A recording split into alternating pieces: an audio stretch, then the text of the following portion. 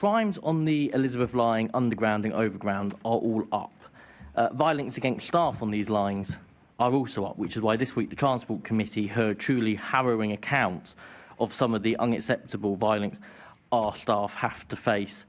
What struck me, though, was multiple accounts of the British Transport Police taking hours to show up or not showing up at all. TfL was one of the biggest contributors to the British Transport Police, yet a member of TfL staff told the committee that they had no confidence in the BTP as an institution.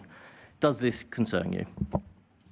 Can I thank the member for reminding the full assembly of the evidence heard at the committee this week? Because, for obvious reasons, I don't always get a chance to see what's happening in the committee. I did this week. Senator Baker brought it to my attention. I was really grateful for her to do so. I've had a chance to look at the transcript, and I managed to catch some of the interview of one of our heroes on public transport who's been a victim of personal injury. My own dad was assaulted a number of times. It's traumatic for the whole family when your family works in public transport. The Commissioner also heard the comments and is seized of them and is taking them up with BTP. Obviously, there are two sides to the story. I should say this to be fairness, the fairness of the police. It's really important to be fair, but it's not good enough. My nervousness is if you're thinking about being a bus driver, you'll think again, or somebody works in the underground or the rail. We've seen in the recent past heroes when it came to the stabbing earlier on this year.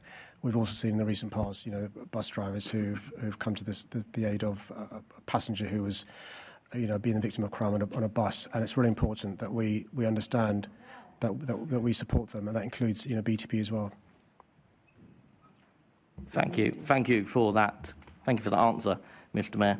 Now, the British Transport Police's budget is set to increase over the next 3 years, with increases each year, which you would therefore imagine that the TfL contribution is going to be increasing along with that. Now, yesterday I visited an underground depot to see some of the work done to tackle graffiti on the line, and I heard the account from staff about actually the lengths people will go to, these criminals will go to vandalise our trains, risking their own lives for the sake of putting a bit of paint on the side of the train. I can't get my head around why you think your life would do that.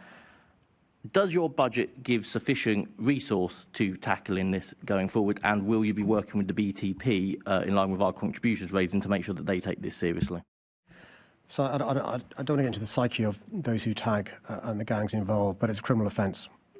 And we can't play around with this. It's a criminal offence. And you raise a second point about risking your own personal well-being to do this piece of inverted commas art. Causes huge damage to public infrastructure. It makes other people be scared.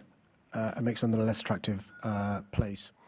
Now, we know where these criminals are operating is both inside a train and outside a train. And he's right, because he's had a chance to be briefed.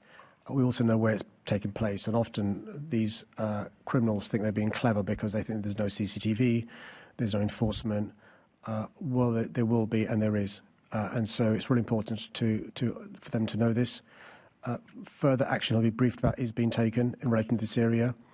And with new trains coming on stream that have CCTV that previously didn't, but also those parts of depots that currently are hidden and there aren't the coverage that we'd like being improved. I hope to see a reduction of this. And also the police and the BTP are working incredibly hard to bring prosecutions to act as a deterrent. It's really important people see people being caught and prosecuted and justice happening. And that goes to the point I made earlier on about this sense of unfairness. It's unfair that all of us obey the law and go about our business, and people aren't obeying the law and causing misery to the rest of us.